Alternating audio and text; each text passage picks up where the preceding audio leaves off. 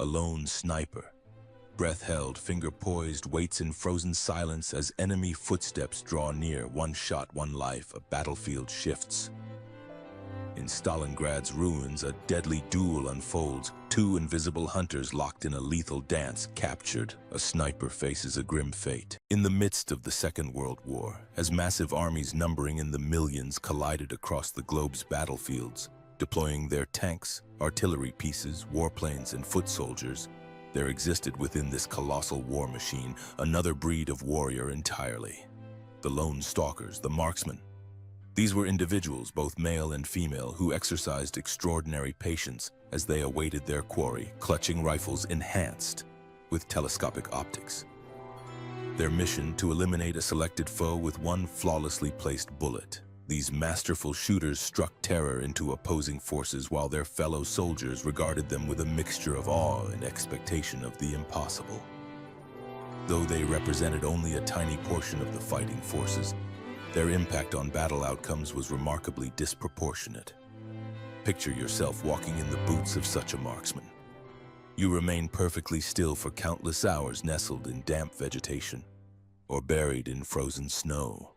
Your numbed extremities grow rigid, tiny creatures traverse your face. Yet you dare not stir lest the enemy discover your location. You hold your position until your chosen prey appears in your crosshairs, and in that critical instant you cease breathing and squeeze the trigger.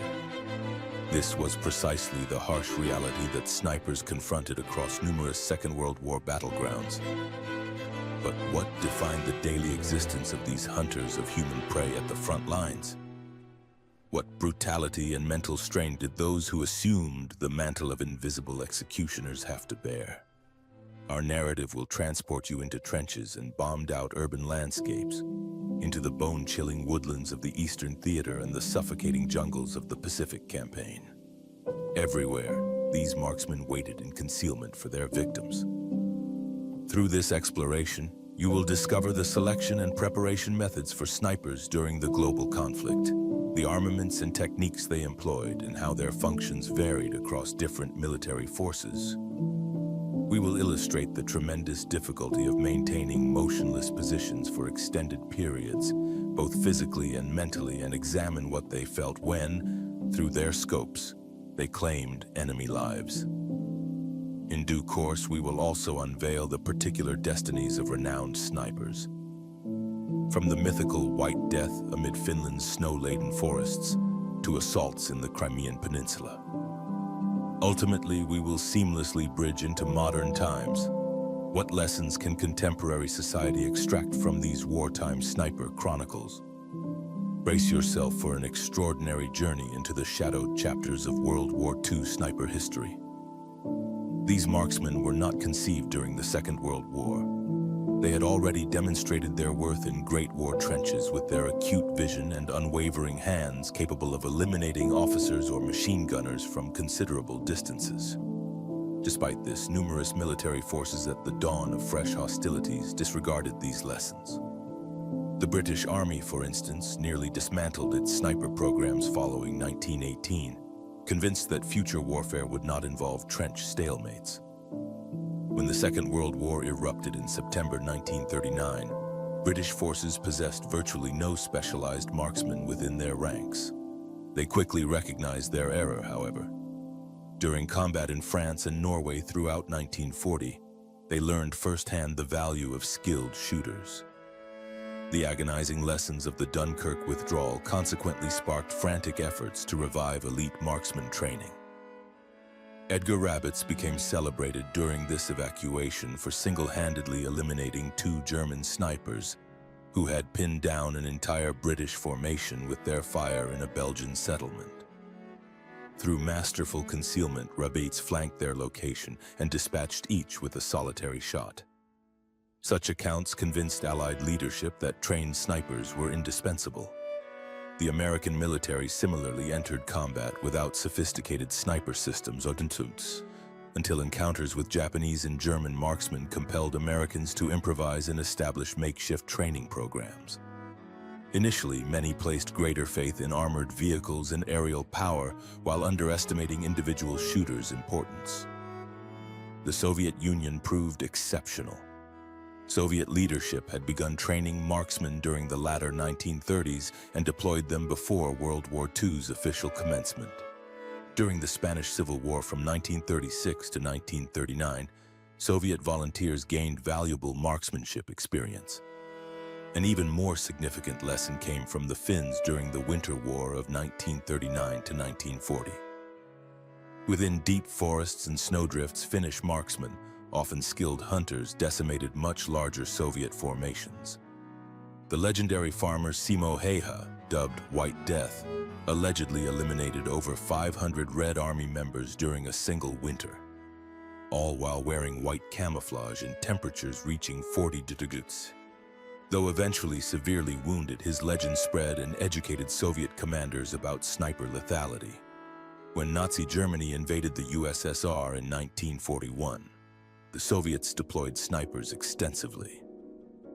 Contemporary accounts indicate Soviet marksmen frequently operated at defensive front lines, tasked with slowing enemy advances, eliminating reconnaissance teams, communication personnel, or enemy commanders. Soviet leadership soon recognized these tactical successes and invested heavily in training additional shooters.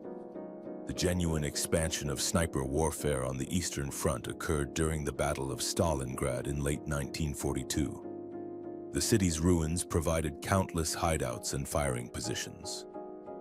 Stalingrad birthed the most famous sniper legends. Soviet shooter Vasily Zaitsev, originally an Ural hunter, recorded over 100 confirmed eliminations within mere weeks. Zaitsev even established an improvised sniper academy amid the rubble, training new candidates during active combat. His achievements, however, attracted enemy attention. The Germans deployed their elite marksmen against him, allegedly their finest instructor from Berlin's academy. Their deadly duel became wartime legend.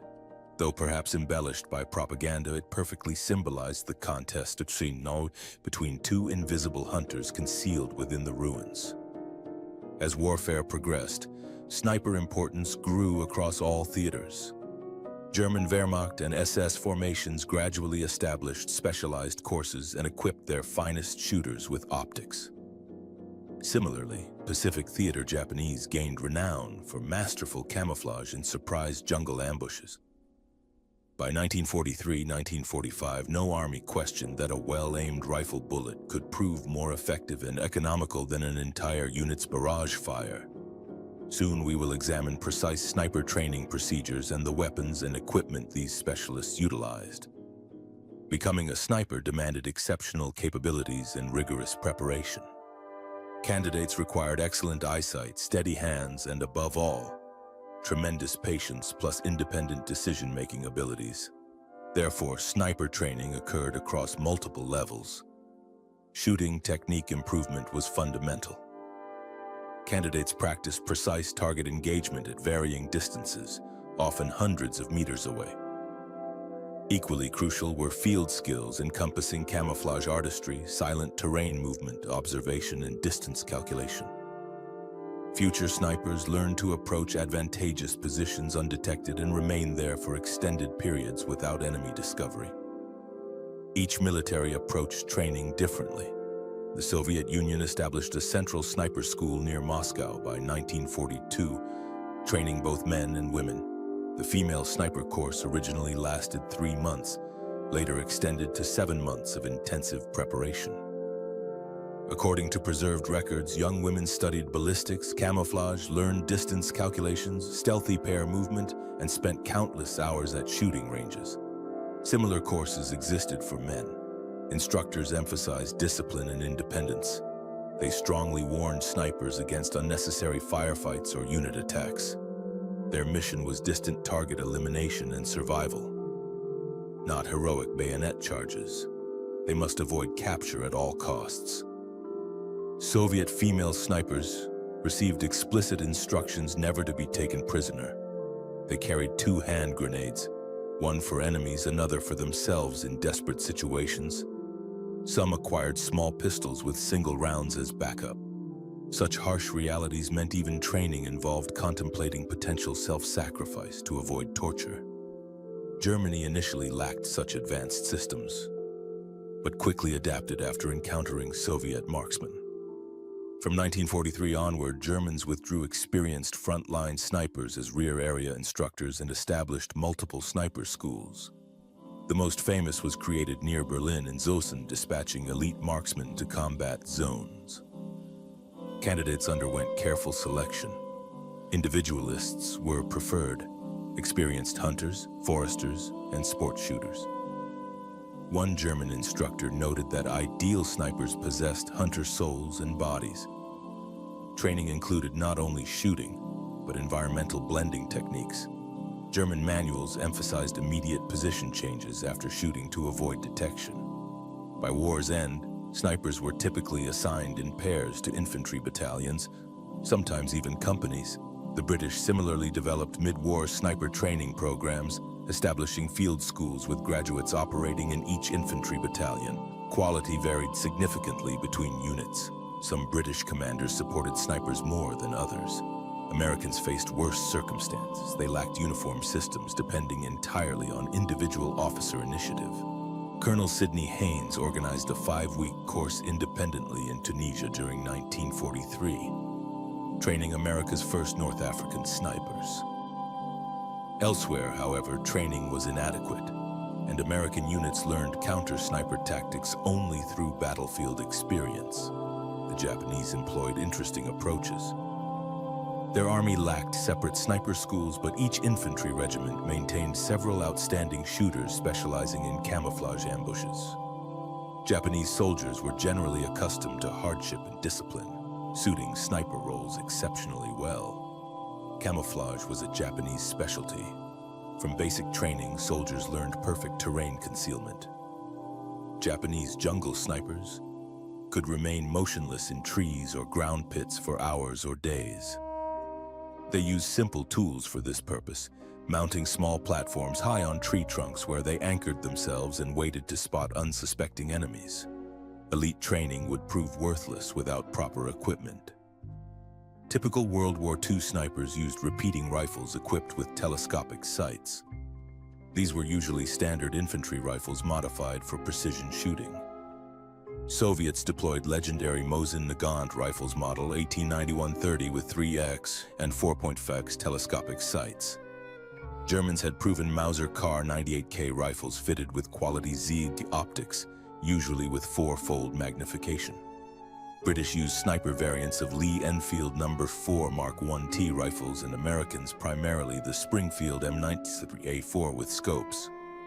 All these weapons fired rifle cartridges of approximately 7.5 to 7.62 mm caliber, with effective ranges around 600 to 800 meters. In master hands, they could strike targets from over half a kilometer with single shots. Important training aspects included distance estimation and aiming adjustments based on bullet ballistic trajectories. At long distances, bullets drop, requiring shooters to aim higher than target locations. When engaging targets beyond 500 meters, wind and humidity also mattered. True craftsmen could account for all factors within seconds before trigger pulls. Beyond rifles themselves, snipers required additional gear. Camouflage was crucial. What good were great shots if enemies spotted them before trigger pulls? Therefore, snipers wore special camouflage suits or created them from available materials. White suits were used in snow, burlap, and fabric. Camouflage suits covered with sackcloth rags and leaf imitations were utilized. Well-known ghillie suits, originally developed by Scottish hunters, were often sufficient as simple tricks of covering helmets and uniforms with twigs, grass, or netting that broke figure outlines. Japanese snipers in tropical areas created palm branch hideouts and wore fresh ferns on helmets to blend perfectly with jungles. Equipment also included quality binoculars or observation periscopes through which snipers could monitor activities without exposing heads. Snipers often operated in pairs. One was the shooter, the other an observer with binoculars, helping search for targets and watching surroundings. Their arsenal included personal pistols or bayonets for close combat and small entrenching tools for quickly digging hideouts. Everything was tailored so snipers could move quietly and unobtrusively.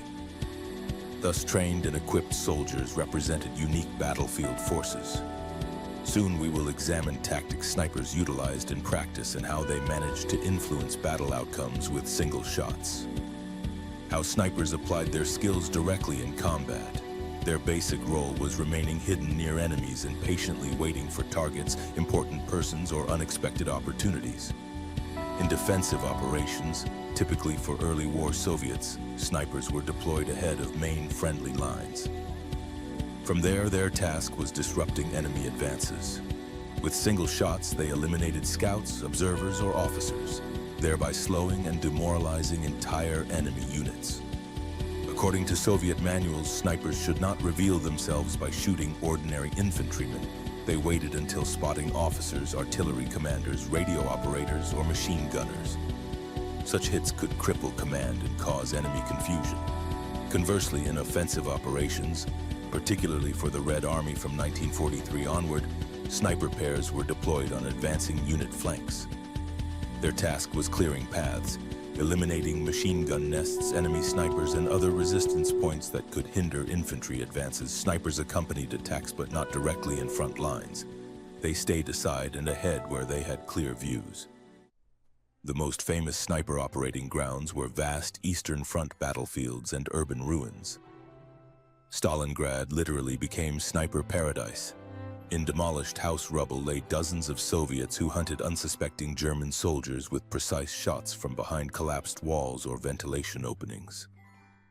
Each sniper tried immediately changing positions after shooting, moving several meters away or relocating to another ruin, knowing that within seconds areas from which they fired would come under fire. Enemies generally reacted furiously. They immediately unleashed chaotic fire into every window and hole from which they suspected shots might come, or called for mortar or artillery fire on suspicious areas. Many eyewitnesses describe that when enemy snipers began firing during the war, it caused more stress than tank attacks. Soldiers suddenly didn't know where death threatened. Shots rang out, and someone collapsed without ever seeing enemy shooters. Especially in rugged terrain full of cover, single snipers could halt entire squad advances. A British officer from Normandy battles recalled that one shot alone caused his men to drop in shock. Before they could lift heads again, the same German sniper mercilessly picked them off one by one. Such fear of invisible bullets could be instilled by single hidden shooters. In such moments, commanders had to deploy their own snipers or special teams to neutralize enemies. Classic tactics involved deploying another sniper against enemy shooters. This started duels of nerves and cunning. Snipers employed various tricks. For example, they would set sticks above wall edges and helmets as bait. When opponents shot at these decoys and revealed themselves with flashes and sounds, second snipers quickly returned fire to exposed positions. Such duels often dragged on. Legendary Vasily Zaitsev recounted tracking a skilled German opponent for 3 days in Stalingrad ruins. Ultimately, he outsmarted him with patience and cunning, forcing him to lift his head momentarily due to decoy shots which decided the match. Similar battles were undertaken by Soviet female snipers. Lyudmila Pavlichenko fought several duels with German snipers and always emerged victorious. One nerve-wracking match lasted 3 days, until the opponent made a mistake, and Pavlichenko shot him. Altogether, during the war, she eliminated 36 enemy snipers, speaking to her extraordinary skill. In wooded or jungle areas, tactics were similar, only confrontation distances were usually shorter. Japanese snipers would often approach American or British unit perimeters at night and fire several dawn shots before retreating deeper into jungles. At other times, they remained perched in trees even after their units retreated and terrorized advancing Allied soldiers from above for several days. When it became known that enemies lay in treetops, Allies didn't hesitate to shoot at branches with everything available. They also employed special means. For example, American Marines used 37mm cannons with brush grenades that could sweep entire trees with metal ball sprays in single shots. In urban areas, they resorted to flamethrowers or complete destruction of buildings from which shots were fired. Thus, snipers often provoked much larger battles around themselves than regular shooters would cause. German Wehrmacht and SS units used snipers to conduct so-called delaying battles in the final war phases. Small squads of hidden shooters could delay entire enemy battalion advances. In Sicily during 1943, 3 pairs of German paratrooper snipers delayed a British unit so much that artillery fire had to be called against them. Nevertheless, they patiently continued firing one precise shot after another before pulling back. This fighting method proved more effective than deploying heavy machine guns. Snipers would quickly relocate after shots and be difficult to hit, while machine gun nests were quickly destroyed by concentrated fire. By war's end, practically all commanders understood that one precise shot taking out an officer could be more effective than firing 1,000 rounds blindly. Thus we saw that snipers utilized combinations of patience, camouflage, and surprise on battlefields. Each shot had to count, and shooter survival was crucial. Living snipers could hunt again the next day. But what was it like spending days and nights in hideouts under constant stress? Let's examine now the everyday life of snipers and their frontline struggles. Only there will it show how cruel conditions they had to endure. In the previous part, we viewed snipers as feared battlefield hunters. Now, however, let's consider the other side of their lives, the hardships and dangers they faced daily. Physical conditions under which snipers operated were often directly cruel. Imagine young soldiers perched in winter on trees or in dugouts on open terrain. Frost penetrates to bone marrow, wind lashes at them, but they cannot move or warm themselves, or they would draw attention. Similarly, in summer heat, another sniper lies in unventilated earth hides. Sweat runs down face, mosquitoes sting everywhere, and bodies become stiff from long hours of immobility. Snipers often stayed in one place for very long periods, dozens of hours, sometimes even several days. According to preserved wartime testimonies, Eastern Front snipers often lay completely still for entire days just a few hundred meters from comrades, yet were completely isolated. They could not move back to trenches in daylight and were left to fend for themselves. They suffered the same hardships as any infantryman: cold, hunger, exhaustion, but often to greater degrees because unlike regular soldiers, they could not move freely or build fires to heat food. Snipers had to remain hidden. They were often forced to relieve themselves directly in hideouts beneath them. Such was the cost of secrecy. Stalingrad ruined snipers reported that they were able to move only trigger fingers during entire long waiting shifts. Every unwanted sound or movement could mean death. Such rigid stays and discomfort led to muscle pain, chill, frostbite, or conversely heat stroke. Snipers suffered more from extremity frostbite because they lay motionless and cold for hours. Others developed high fevers from tropical infections or malaria when they spent days and nights in wet, mosquito-infested jungles. In the Pacific, they also had to deal with poisonous insects, leeches, and snakes that could crawl over them while they were unable to bend down. Beyond weather and terrain influences, there was constant enemy danger. Every sniper knew that once they revealed themselves, they became prey. If they stood out, for instance, in trees, opponents risked shooting them as easy targets. In open spaces, they risked being surrounded by enemies and cut off from escape routes. Being a sniper meant voluntarily exposing oneself to front lines, places where other soldiers feared or were not allowed to go. Often, they operated ahead of their own units, somewhere in no man's land. When enemies then retreated or conversely launched attacks, snipers could become cut off and needed to find their way back, often under fire from both sides. Stories are told of instances where marksmen were left behind in hideouts during their army's retreat and had to fight their way back through enemy lines owned for several nights. Every such advance was tremendous risk. Solitude was also mentally taxing. Even if they sometimes operated in pairs, one as shooter and the other as observer, often snipers remained alone, only with their thoughts. During days, they usually had to remain silent and concentrate. At nights, they moved cautiously. Time for rest was minimal. Lack of sleep and constant vigilance took tolls on nerves. Some snipers recalled that from exhaustion, they would occasionally fall into micro-sleeps for a few minutes in their hideouts, awakened by their own dreams or surrounding gunfire sounds. Those who could not maintain resilience could suffer mental breakdowns even before falling to enemies. Thus, we see that life as frontline snipers was physically full of deprivation, pain, and danger at every step.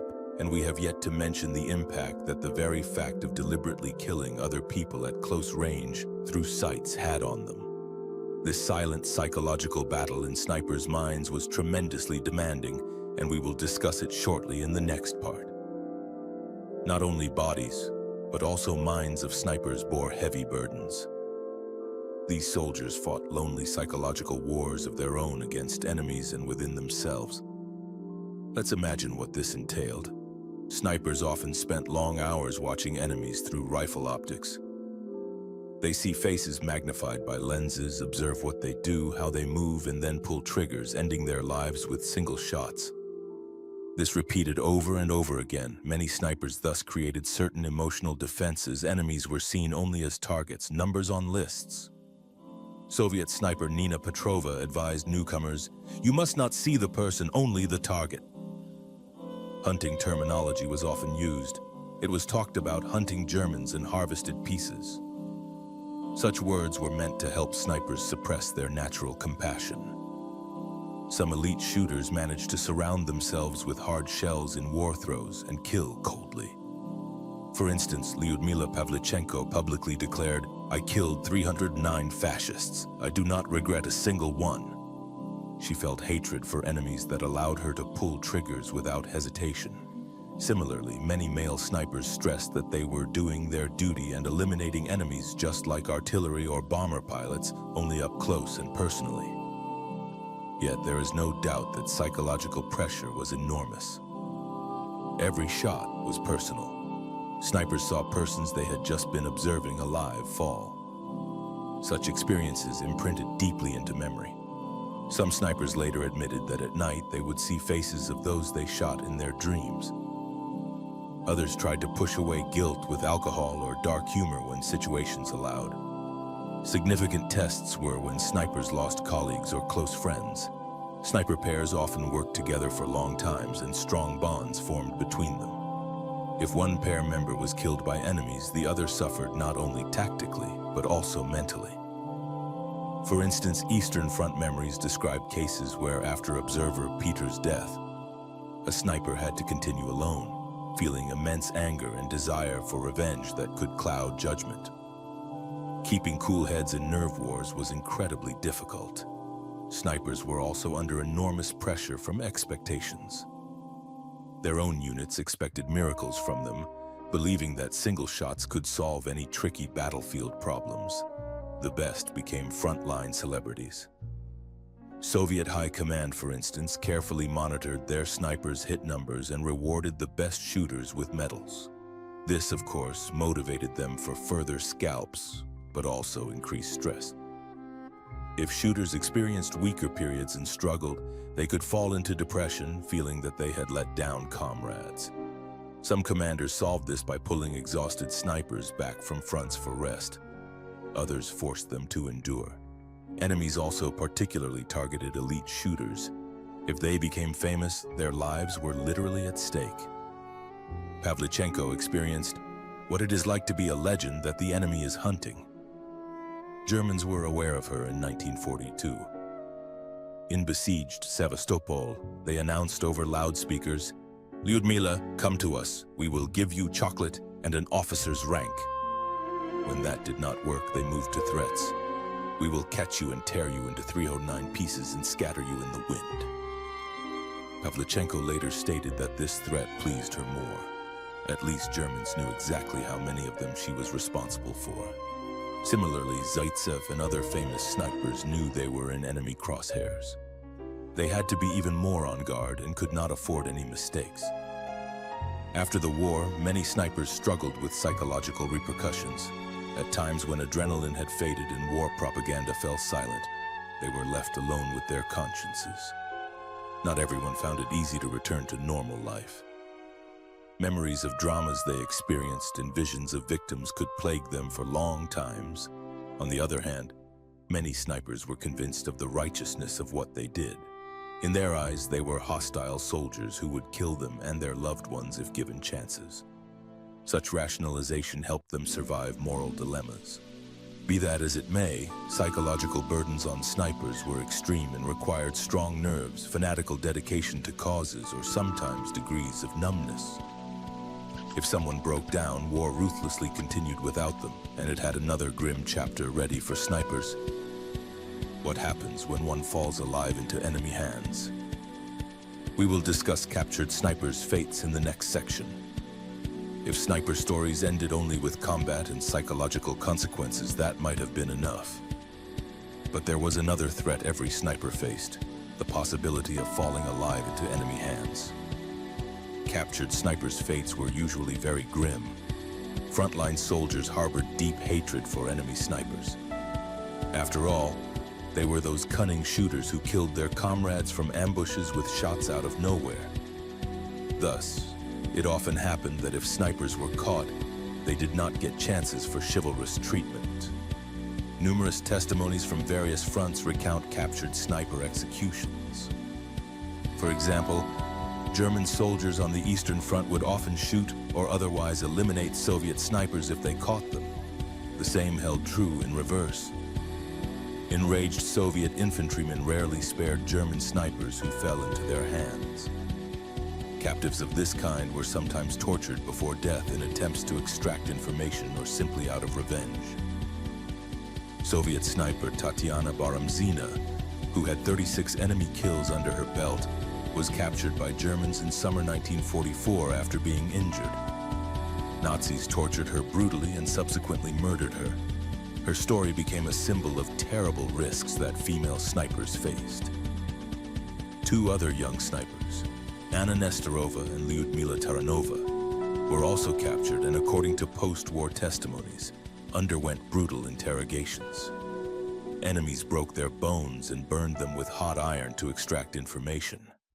Nevertheless, they revealed nothing, and they ultimately survived the war, which, however, were more exceptions than rules. In total, about 2,000 Soviet female snipers survived around 500. The vast majority either fell in battle or were killed after capture. On the Western Front, the same enmity prevailed. American and British soldiers generally adhered to Geneva Convention, but they often made exceptions for snipers. According to testimonies from General Omar Bradley's aide, the commander stated after Normandy battles that he would not intervene if his men handled captured snipers a bit more roughly. In practice, this meant tacit approval that such captives might not even make it to POW camps.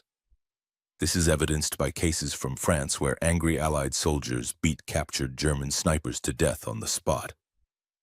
Similarly, Canadians and Australians in the Pacific gained notoriety for their uncompromising approaches to Japanese snipers. They usually executed them on the spot. They knew this and thus practically never surrendered. Japanese snipers fought to the last breath and often preferred to commit seppuku or get shot rather than fall into captivity. Every sniper was aware that if enemies caught them, very bad ends awaited them. This is also why snipers were often determined to end their own lives with last bullets, rather than fall into enemy hands. Many snipers indeed fell in battle with last rounds. If they were surrounded, they fought to the end. They knew well that begging for mercy would be futile.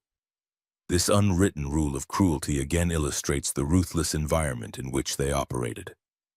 Sniper lives were constantly on edge, either him or his target, and if he failed, the worst awaited him. World War II therefore created images of snipers as relentless silent killers feared by all and to whom no one wanted to surrender. This image persisted in many post-war memories and films.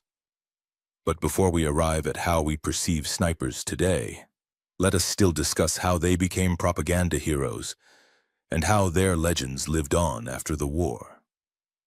Even during the war, successful snipers became almost mythical names. Vasily Zaitsev, Lyudmila Pavlichenko, and others appeared in newspaper articles and reports that made them national heroes. Soviet propaganda particularly emphasized its best snipers' stories. providing hope to people while frightening enemies. Pavlichenko was even sent on a USA tour in 1942, where she shared her experiences and urged allies to open a second front. Americans were astonished by the young woman with over 300 kills.